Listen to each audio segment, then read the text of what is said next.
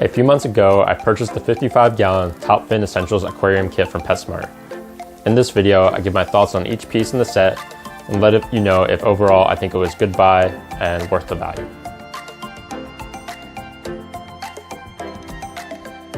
Hi, it's Connor. Welcome to my channel. So I want to first start off just going through the basics of the set, how much does it cost, everything it comes with, and then I'm gonna show you each piece and walk you through my thoughts on it after using it for a few months, and if I'm continuing to use it, if I think it's worth the value, stuff like that. And then at the end, I'm gonna wrap it up with, is the kit worth the value of how much the whole kit cost, or you're better just getting separate pieces for the 55-gallon.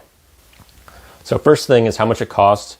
So the full sale price without any sales is $200. Now you almost always see it for sale at Petsmart. Usually the common sale price is $150. You pretty much will see that most of the year. Sometimes it'll go back to full price, but most of the time you'll see that. Now there are sales usually around the holidays, holiday weekends, that you can get it for anywhere between $110 to $120.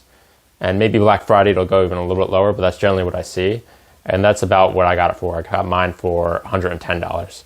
So I would recommend, if you can wait, look for that sale to get it anywhere from $110 to $120. And just don't pay more than $150 because it's almost always on that price. If you just wait a few weeks, it'll probably go down to that. So I just wanted to go through first what the actual kit comes with. So everything comes with. So the first is a standard 55-gallon tank. It also comes with a hood that has lights within it, LED lights. A Top Fin 75 hang-on back filter, so it's rated for up to 75 gallons. A 200-watt heater, a thermometer, and then a few other little goodies, just a net for your aquarium, and then a little water bottle, and I think that's it. It might be one other small thing. And yeah, so that's everything it comes with. So now I just wanted to go walk you through every single piece that I got and give you the pros and cons to each, and let you know if they were worth the value and what I think.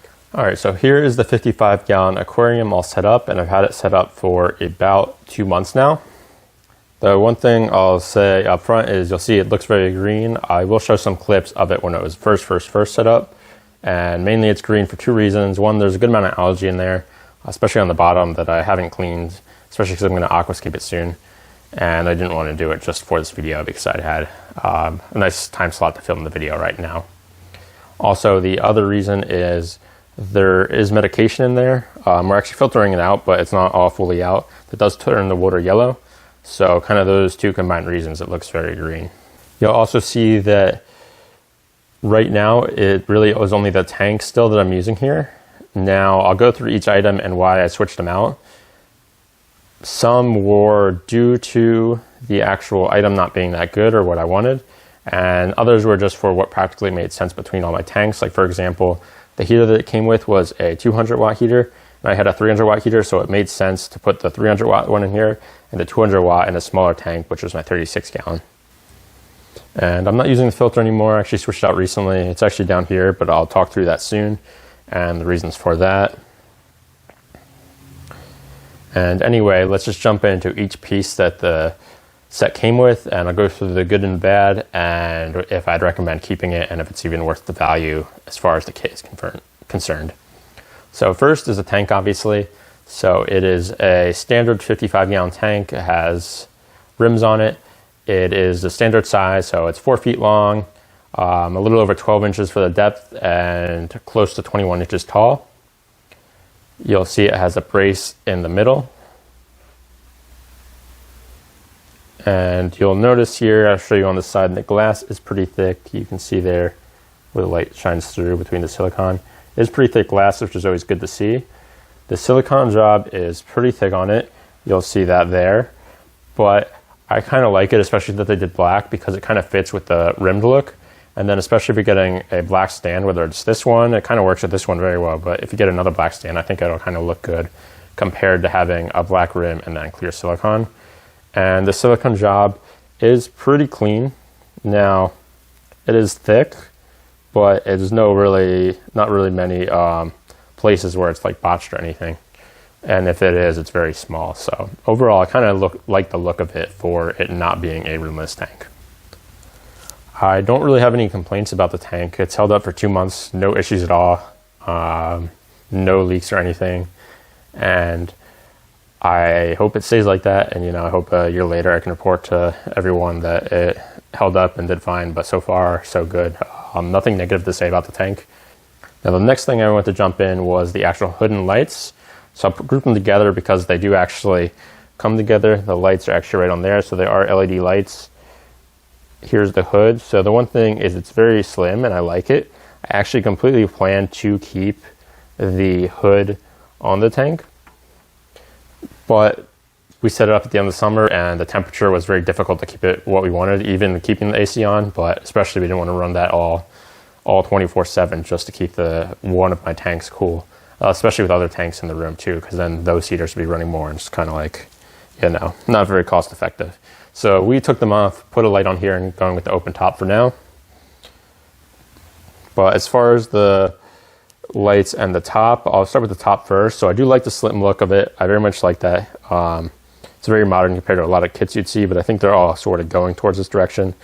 Now for the feeder holes, it has one of these on each of them. And really, it'll depend on the type of fish you keep. For me, it didn't really work that well because I had my goldfish who likes to be hand fed. She actually won't eat without it. So we had to lift them up like through that, which was not hard to do, but a little bit annoying. Whereas I kind of would like it to be maybe the whole top, the whole front would open, for example. But if you just have, you know, tropical fish, a community tank, it should be fine to just open either one and dip the food in. There's one on each side. It has slots for the heater and one on each. Now, it actually comes with a little compartment so you can put that back on there if you don't, like if you're running a canister filter or something, for example, so that you don't have to worry about fish jumping out. And for the lights, I'll show you when the tank was set up, but the lights were pretty bright. It lit up the tank very well. They looked good and you couldn't see them being hidden in the top. So very good on that part. Obviously didn't get to test them with plants, but my guess is that they would support low-tech plants without any problems. Now you wouldn't be able to do anything more than that, but they worked well for that. Now for the filter, and I'll show some clips here of it actually running. It is down here. Let me pull it out. So it's a top fin 75, just a hang on back filter, standard one they have. So here's what it looks like. Top goes on like that. And so it's pretty standard type of filter. So what comes in it is these two blue grates, not actually sure the correct term for them, but they're for holding beneficial bacteria, and there's two of them, and they came with your standard kind of filter cartridges. So if you've had any top fin or Aquarion filter, especially some of the smaller ones, I've Aquarion Quiet Flow are ones I've used for my 10-gallon, and it's kind of the same style as that. Now the good thing is there's a lot of space back there. So what I actually would do if I was going to use these filters, I would take these out because I don't think they're, you know, the best thing for holding beneficial bacteria. There's not really that much space on them. So you can definitely fit any type of biological filtration in there. So I put just like probably a small bag in each, and then just use like filter floss in the backs to save money. But there's a good amount of space in there, so you can really put whatever filter pads or you want in there. And there's two sides, so you could even do different ones on each. So really space-wise, I'd say that's good. I'd say the normal setup it comes with, though, you probably don't want to use that. You can use it initially to set up, but you'd probably want to customize it to be more efficient. Now, the reason I stopped using, because really when I got it initially, my plan was just to run this filter. It's rated for 75-gallon tanks, so it's a little bit bigger than the 55-gallon, so I plan to use it just this filter until if I got enough goldfish that where I needed more. But I think for one, I was probably planning to get one more. This would be more than plenty. But the reason I stopped is mostly because I got spoiled by these Seachem tidal filters.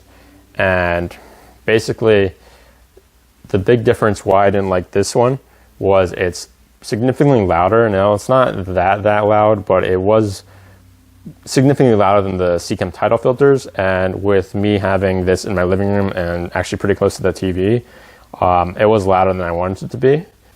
And then also the other big kicker is that the actual pump is within the filter and not within the tank. For the Seachem filters, the filter is actually right in there in the tank. So if the power goes out, it'll just pull water right back into it as soon as the power goes up. Or if you're doing water changes and turn it off, as soon as you turn it back on, it'll just pump water back into the filter. Where this one is, I had to go get a cup and refill it every time. And then also if the power ever went out, you know, it could potentially end up breaking just from it trying to run once it turns back on if it wasn't home. But overall, I'd say if you're gonna get the kit and you don't have a filter for your tank, this is a great starting filter, especially when you customize it yourself. Now, you know, I think it's worth investing in the Seachem Tidal one eventually, but it's a good starting one. I think it'll work fine for what you need, and I wouldn't necessarily have to run out and get one. I think it is good value, and I think it'll work fine for what it is. Now, next I wanted to go over and talk about the heater. So the heater is here in my 36 gallon. So there's the heater. So it's 200 watt, and the one kind of odd kicker is normally you'd want a 300 watt for 55. Like this would probably work, but generally what is recommended is a 300 watt for 55 gallon tank.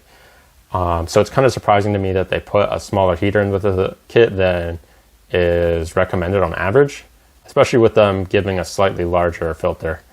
But anyway, it would probably be okay for 55, at least initially. But I will say that this was the one product in the kit that I would say was terrible.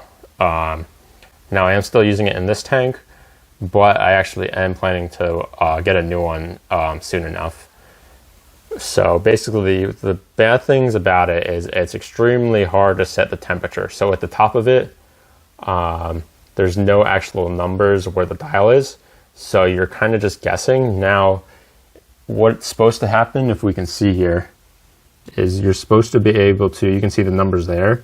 It's supposed to have little orange like dots for what level it's at.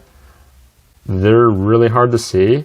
And even when I turn the lights off in my room and like shine a flashlight on that, it doesn't seem to be accurate to where the actual temperature is making the tank. So I don't know if mine is broken or they're just really badly designed. I'm gonna say they're really badly designed, especially from reading all the reviews from other people, but maybe mine is broken too.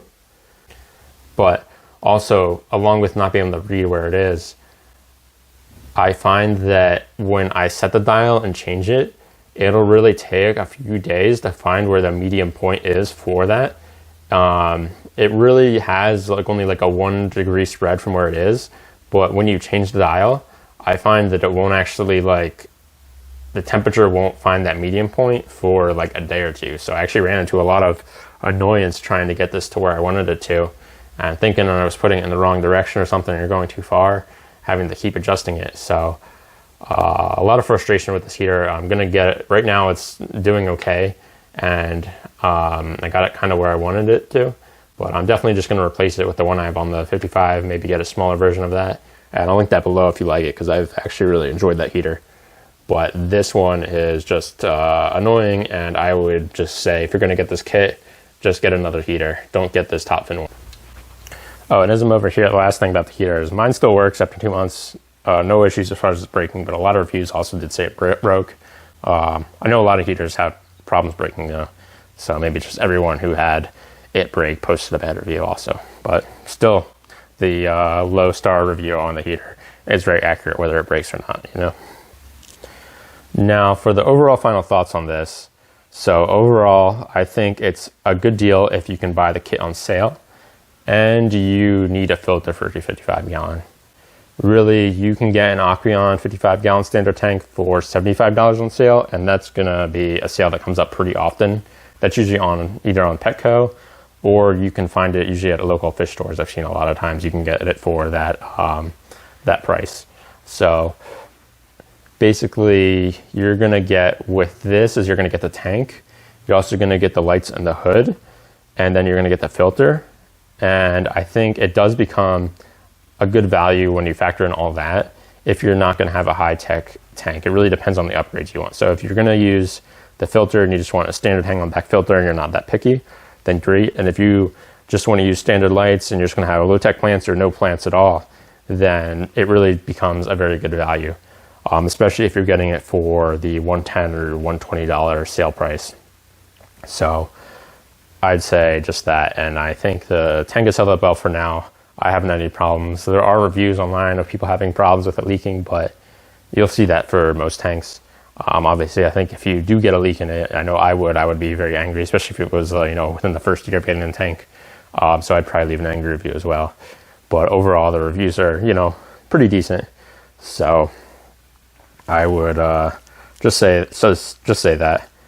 So the overall kit, I think, is worth it, but only if you're going to use the lights and the filter. Otherwise, if you know you're going to upgrade everything, kind of like I did, you may as well just get the Aquarium for $75, and because you're going to be buying everything else anyway.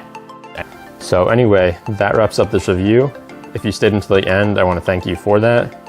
And if you have any questions on this kit, any of the products at all, let me know in the comments and I'll be happy to go into further detail. And if you found the video useful, a like on it is the best way to help support the channel. And anyway, I'll catch everyone in the next video.